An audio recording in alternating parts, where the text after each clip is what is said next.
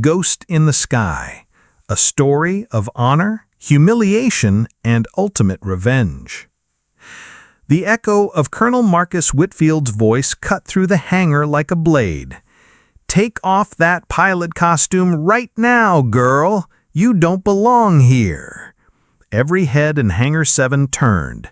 Uniformed personnel, over 150 of them, froze in place.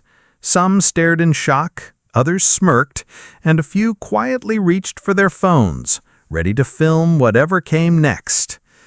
Standing beneath the brutal glare of industrial lights, Maya Johnson, 28 years old, stood perfectly still in her Air Force uniform, her chest decorated with medals that most pilots would never even glimpse in a lifetime of service. Her hands trembled, not from fear, but from the slow, molten rage that had been simmering inside her for months, rage that threatened to boil over. She looked like a statue carved out of fury and restraint. "Colonel," she began, her voice calm but taut, "with all due respect, my performance on recent—" "Performance?" Whitfield barked a laugh that rippled across the concrete floor like a wave of contempt. "Sweetheart, you spent a few hours in a simulator and now you think you're a fighter pilot? This diversity experiment has gone too far. We're talking about $150 million worth of aircraft, not toys for PR stunts." More laughter, nervous, cruel, whispered. Maya stood alone in the center of a circle formed by silent, watching peers, some sympathetic, most indifferent, a few openly hostile. And standing to Whitfield's left, filming with smug glee, was Brad Sullivan, the golden-haired, picture-perfect son of Senator Charles Sullivan, and heir to a billion-dollar pharmaceutical fortune. A poster boy for privilege. He whispered, just loud enough for his phone to catch it. Finally, someone said it. A black woman flying raptors? What a damn joke. But Maya didn't flinch. Not yet. She had been preparing for this moment. She remembered the promise she made to her younger brother before his last mission, an operation so secret that its name was never written, its casualties never spoken of. "When I get back, Maya," he said, "I'll tell you everything. Places you've never imagined, things we do to keep this country breathing." He never came back. Officially, the mission never happened. "Take off your uniform, now!" Whitfield shouted, louder this time, high off the scent of public dominance. Maya's jaw clenched. Around her, a semicircle of officers, technicians, and airmen stood frozen. Some were filming. Most looked away. None spoke. With deliberate precision, Maya began removing her insignia. The Bronze Star for Valor, the Air Medal for 25 combat missions, her elite pilot wings, awarded to fewer than 200 living service members. Every piece she dropped on the concrete floor fell with the sound of betrayal. But the last item she removed was unlike the others. A small, unmarked silver medallion tucked beneath her standard honors. It had been handed to her in a sealed envelope by General Robert Morrison himself after a mission requiring direct presidential authorization, a mission that didn't exist. She stared at it for a moment, then placed it gently on the folded uniform. And then she stood tall in her undershirt and regulation trousers, eyes locked at Whitfield, voice low and surgical. "Thank you, Colonel, for reminding me exactly who I am." And she walked out of the hangar to absolute silence. What no one knew was that in her pocket, her phone had just vibrated. Authorization confirmed. Package delivered, 72 hours. It had begun. Over the next 2 days, the video of her humiliation spread like wildfire. Brad Sullivan proudly uploaded it to TikTok with the caption, "Diversity pilot finally exposed. Real Air Force back on track." It garnered 70,000 views in 12 hours. But Maya didn't respond. She returned quietly to her modest apartment just off base, where she lived as a civilian mechanic, a cover, a lie she'd worn well for 2 years. She sipped coffee and stared at the black government sedan parked at the edge of the street, non-existent license plates, blackout windows, watching, waiting. Her mother called that night, voice cracking with heartbreak. "Baby, I saw the video. My God, how could they do this to you?" "I know, Mom, I know," she whispered, "but it's okay. This will pass." But it wouldn't. Not this time, because Maya Johnson wasn't just another pilot. She was the only certified operative in U.S. military history, authorized to fly 6 generations of prototype aircraft, most of which were considered science fiction by the general public. Her file was sealed beneath 19 layers of classification, her flight hours logged in hangars that didn't appear on any map. They thought they were mocking a token. They were humiliating a ghost. 2 nights later, in a Denny's off a highway that didn't exist on paper, General Morrison sat in a back booth sipping stale coffee. Maya slid into the seat across from him and dropped a thick manila folder on the table. Inside, 3 years' worth of documentation, racist jokes, sabotaged equipment, falsified flight logs, all targeting her and 17 other minority officers under Whitfield. "You always told me to think 3 moves ahead," Maya said quietly, "so I did." Morrison flipped through the pages, each one confirming suspicions he had buried for too long. "What do you want, Maya?" "Authorization," she said. "I want to fly, and I want it public." "You understand what you're asking," he said gravely. "Your real identity, your missions, everything will come out." She looked him dead in the eye. "Good. I'm tired of hiding." He nodded. 72 hours. Monday, 0800, Hangar 7. On Friday morning, Brad posted another video mocking Maya's voice. "With all due respect, Colonel." Laughter, edits, memes. He didn't know that every video he uploaded, every caption, was being archived, not by Maya, but by a military legal team operating under direct orders from the Pentagon. Meanwhile, Maya was 400 kilometers away at a base that didn't exist, somewhere in Nevada. She suited up in silence. Her flight tech, Captain Tony Rodriguez, looked at her, unsure. "You know, once you do this, there's no going back, no more hiding." Maya brushed her hand along the polished fuselage of the new F-22X Raptor, stealth-enhanced, orbital-capable, loaded with classified hardware worth more than the GDP of small countries.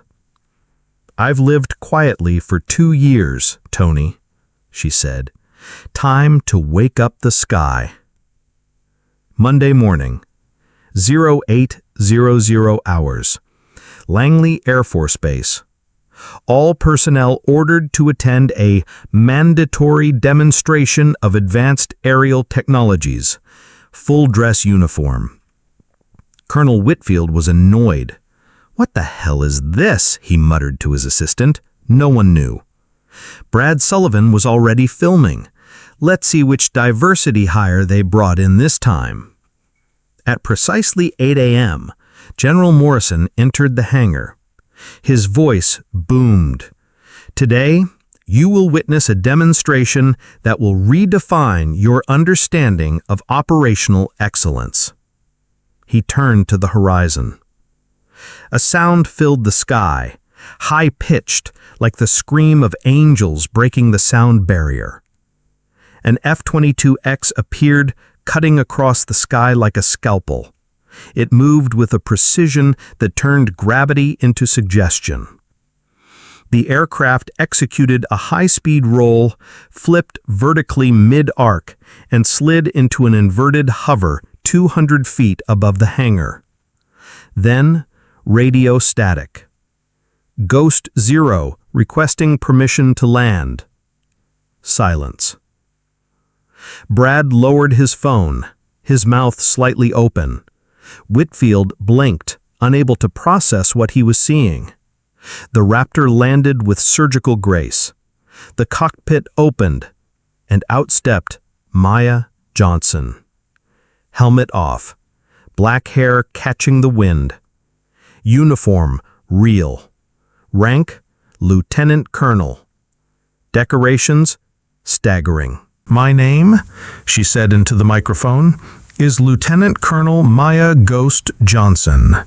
For the last 2 years, I pretended to be a civilian mechanic so I could observe how leadership treats those they deem unworthy." She turned to Whitfield, then gestured at a large screen descending behind her. On it, video after video, racist comments, mocking TikToks, manipulated files. Official documentation of sabotage, harassment, and suppression. "Colonel Whitfield," she said, voice sharp as broken glass, "you systematically sabotaged the careers of 23 minority service members under your command. You falsified evaluations. You altered medical records." General Morrison took the mic. "Effective immediately, Colonel Whitfield, your commission is revoked. You are relieved of command and subject to criminal investigation." Gasps. Whitfield collapsed into a chair, pale and shaking. "And Brad Sullivan," Maya said, eyes locked on him, "your 47 videos mocking women and minorities are now federal evidence in a cyberbullying and incitement to hatred case. You are permanently banned from military installations." Brad was crying. "Please, my father can fix this." "You had months to choose decency. You chose cruelty. Live with the consequences." As Whitfield was led away by MPs, Maya turned to the crowd. "To every one of you who filmed and laughed and chose silence, you've just witnessed what happens when you underestimate the wrong person." 6 months later, the same hangar bore a golden plaque. Lieutenant Colonel Maya Ghost Johnson, Center for Aviation Excellence. Whitfield lost everything. Pension revoked, benefits stripped, convicted of falsification and discrimination. Brad Sullivan's videos were used against him in court. No airline would hire him. He became a cautionary tale, toxic aviation influencer. Maya's program became global. 23 countries adopted her inclusive flight curriculum. Her book, Leadership Beyond Bias, became mandatory reading at military academies. One morning, her phone buzzed. A 16-year-old black boy from Chicago wrote, "Commander Johnson, they told me kids like me can't fly. Then I saw your video. Now I know they're wrong." Maya smiled. Real victory, she had come to learn, isn't revenge. It's making sure the next generation never has to fight the same war. And when she gave the commencement speech to 200 new pilots, she said, "They tried to humiliate me to prove I didn't belong. But humiliation only works if you believe it. I knew exactly who I was. They were the ones who needed to figure it out." And the sky, once hostile, now echoed with the roar of new voices. Voices they could no longer ignore. In the second, the same hangar was filled with a kaleidoscope of cadets of every race and gender, standing at attention, each saluting her as she walked by. Beneath it, a plaque read, "They tried to break her in front of the world. Instead, she rebuilt the world in front of them." That evening, her phone buzzed. The caller ID? Dorothy Johnson, Detroit. "Hi, Mama," Maya answered softly. "Honey," her mother said, voice trembling with pride, "they just did a CNN special on you. They showed your speech, the academy, everything. Maya, I watched it 5 times already. Your brother would be so proud." "I know," Maya whispered, her eyes moistening. "I felt him today, in the sky. He was there." "You remember what I told you when you were little?" Dorothy asked. "Never let anyone convince you you're less than you are." "Exactly," Dorothy said, choking up. "And now the whole damn world knows who you are." That night, Maya sat alone in the Academy simulator bay, staring at a blank sky through the panoramic glass dome above. She wasn't flying, not physically, but her mind soared. An alert pinged on her classified comms channel. "Incoming encrypted message. Unified command. Request. Special flight leader for deep space mission. Crew 100% diverse. Objective: first ever extrasolar test flight. ETA 6 months." Her fingers hovered over the keyboard. The stars were calling now. Her victory wasn't just earthly, it was celestial. Meanwhile, across the country in a forgotten town, Marcus Whitfield sat slumped in a torn office chair inside a shopping mall security booth. Once a colonel, now a night guard. His uniform replaced by a polyester shirt with a stitched patch, Mall Patrol. His pension gone, his reputation shredded. He watched shadows on old monitors, haunted by echoes of turbine engines and the woman whose silence had dismantled his empire. Some nights he rewound the humiliation video, not to mock it, but because it was the last moment he was still powerful. It always ended the same: Maya walking away, unbothered, untouchable. Brad Sullivan didn't fare better. After losing access to every base in the country and facing 5 concurrent lawsuits for defamation, hate speech, and cyberbullying, his family fortune began to hemorrhage. Brands distanced themselves. Companies refused to hire him. One day, in a desperate bid to join the army as an enlisted man, his last shot at redemption, he showed up at a recruiting station in St. Louis.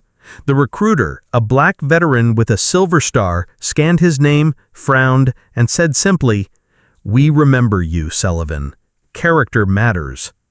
Rejected. And Maya? She gave one final speech at the graduation of the 500th cadet class at the Academy, streamed to millions across the globe. Standing in the very hangar where she had once been shamed, she faced the cadets, young, bold, and burning with belief, and said, "The most powerful weapon in the world is not a missile, not a jet, not even a nation. It's conviction. Conviction that you belong, even when the world insists otherwise. Conviction that truth does not need to shout, it just needs to stand. I didn't beat my enemies with revenge. I buried them with excellence." The hangar erupted in a standing ovation. But Maya didn't smile for the applause. She smiled because somewhere in Chicago or Houston or Detroit, a little black girl was watching, and for the first time, she knew. The sky wasn't the limit. It was the beginning.